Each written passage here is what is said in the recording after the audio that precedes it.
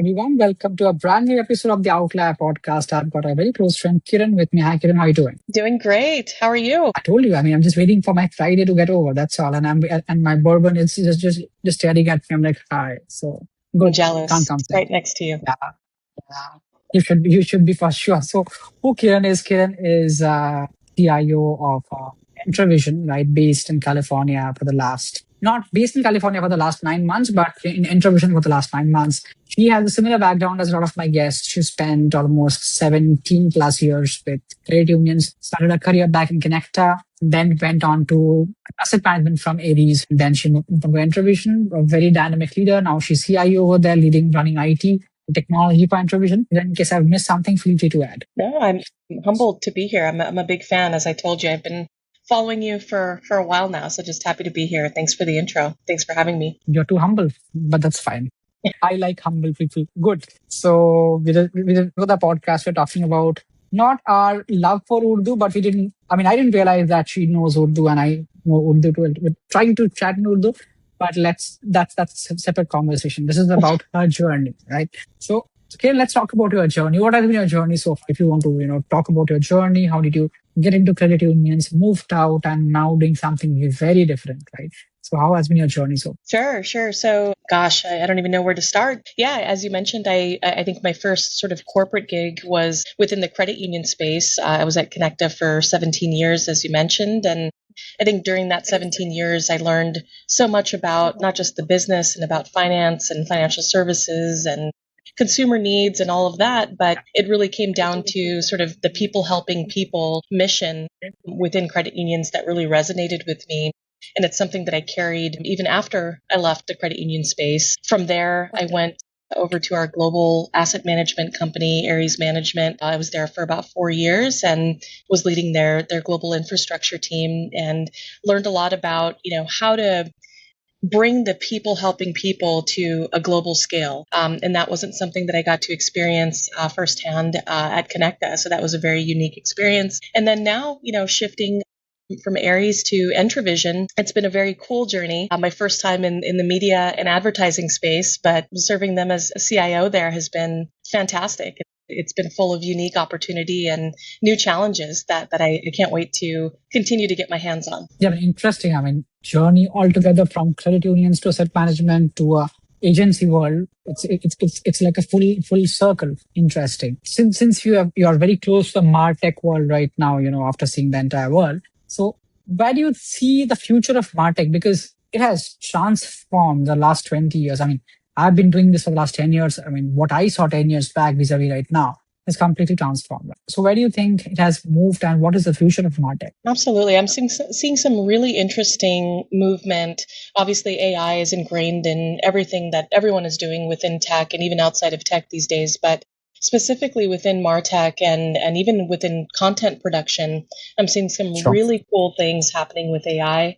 And what I think appeals to me there is it always goes back to the people part, right? And being very authentic about the decisions that you're making, even from a technology platform selection perspective. I'm seeing a lot of movement within AI, but the focus is not so much on just how do we reduce cost, how do we just, shove AI in. It's really about how do we make meaningful difference while using modern tools.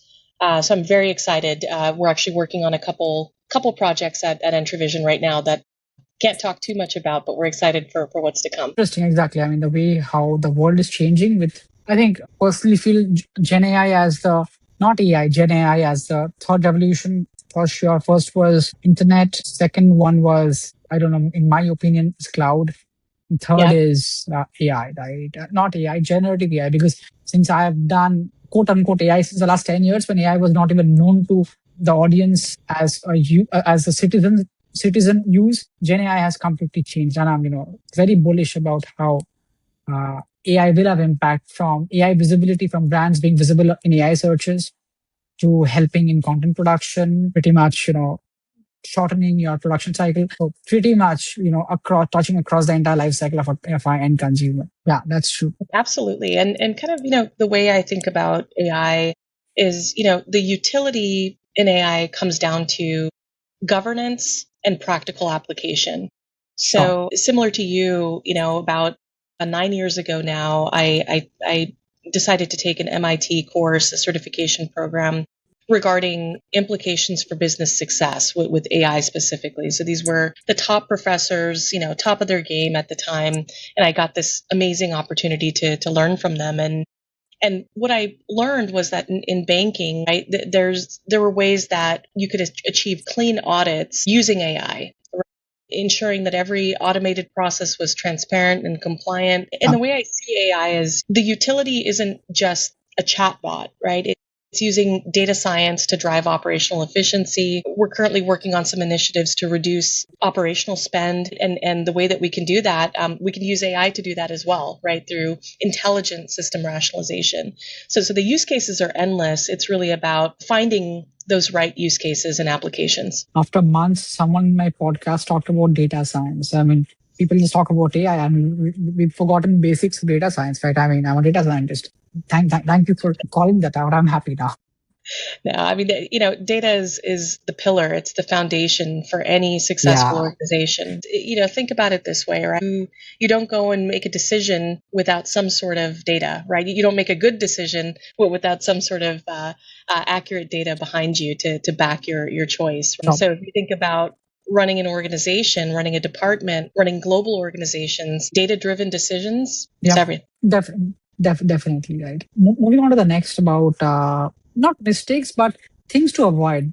So when you are setting up a marketing tech stack or a MarTech tech stack, right, what would you avoid while building that? Yeah, so I think, and coincidentally, the name of one of your podcasts, The Outlier, right? I think a lot about what maybe makes me an outlier in my mindset and my thought process. And I think to answer your question, taking a business first approach to IT, to business is crucial. A lot of tech leaders these days focus solely on stack, but I view technology as sort of a revenue driving engine and a risk mitigation tool. So for example, at Entravision, we're not just updating systems, right? We're rebranding the IT department as a strategic business enabler. So I would say, business first, humans first. You can't lose if you do it that way. It's a bit cliched, but people talk about people, process, technology, right? In that order. And I truly believe in that. If your people, if you're not in tune with what's going on with your people and your business, the rest can't work. Yeah, sure. I think that's the table stakes while setting up any, systems, processes, whatever you say, be it technology, be it operations, as you think about people's first, I don't think anything goes ahead. Makes sense. Now, since now we're talking about AI, Kiran, so let's talk about delivering ROI, what it means. Obviously, AI is not that shiny object which you're chasing again. This has real implications on bottom line, right? I know, in the other side of the world in community affairs, we don't talk about EBIT, but I run a business. I have to talk about EBIT. I talk about bottom line every single day. How do you think is AI is actually delivering a bottom line impact in what you do? Absolutely. So I think the key word here is efficiency, right? I think a lot of people are scared of the concept of AI, that there's a lot in the news, there's headlines every day about job reductions and things like that. And I think the key to sort of combating that insecurity and getting around that is really to understand what AI use cases really mean and getting your arms wrapped around it, right? So not being fearful of it, but diving in head first. And I think businesses need to understand that the proficiency levels within their organizations can vary quite drastically. So I'm a big fan of, and maybe this goes back to sort of that human first, business first, understanding what the unique needs are and what their fears are around AI, and curating training for people to get them more comfortable with the use cases and to show them how it's done. Because chances are people aren't going to feel comfortable asking, how do I use this? How do I use this chatbot? How do I build my own agent, right? There's a lot of fear out there, right? And also maybe some insecurity around asking for help. So I think, leading not just technology teams, but any business unit, grab that by the horns, use that as an opportunity to recognize that there are different proficiency levels out there and curate your training. Don't shy away from don't think that something is too elementary to address. right? Start from the bottom, right? Start from the beginners and then work your way up, because there's chances are there are pockets of people throughout your organization that are experts, and chances are that there's an equal number of people who have never used a chatbot in their life. Yeah, that's like so well put out, right? I mean, this is a very good summary of delivering impact across the life cycle. Interesting. Now talk about maybe pieces of advice, right? Now, obviously, Kiran, I'm a person to whom people just don't come to advices for because I'm horrible in that, but still, you are better than me for sure, right? So let me ask you a basic question, right? So obviously, this podcast is followed by thousands of people. They look at and tune on to what leaders have to say. So I asked this question, a very cliched question, but I still like asking this question: is if you were to share a piece of advice for aspiring leaders, be it women leaders or aspiring young leaders, right? People like me. I don't know if I'm young or not, but still. So what would that be? Yeah, I love that question. I think being your most authentic self is probably my biggest piece of advice. I think there's a lot of imposter syndrome out there. People look to their left and their right in these big conference rooms and these boardrooms, and they think that's what you have to look like or how you have to behave or how you have to perform. And there's a lot to learn, right, from observing people that you admire. But I think when you Sure. look with yourself, be authentic. And it's okay to be a little Yeah, weird and a little awkward. And that's okay. Be your authentic self. That's it. absolutely. It doesn't matter what the world thinks. I mean, it's a common term or quotation that I talk about. Not quotation, common thing I tell all my friends and family, that no one is paying your credit card bills the next month. Go take care of yourself. Simple.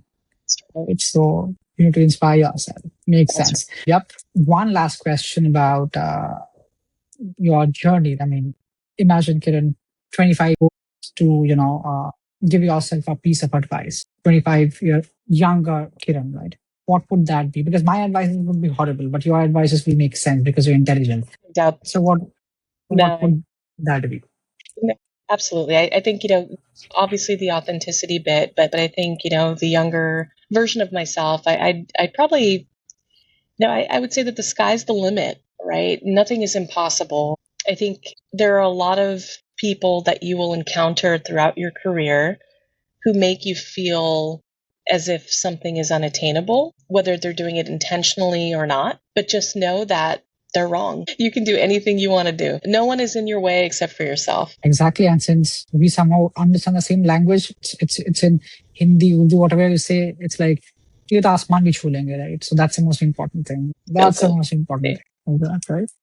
So Kiran, this Exactly. was a short, quick, a very impactful episode. Right? I really appreciate you spending your time with us today. And thank you again. Thank you for having me. Appreciate it. Take Pleasure. care. Enjoy that Take care. bourbon. Okay. Cheers.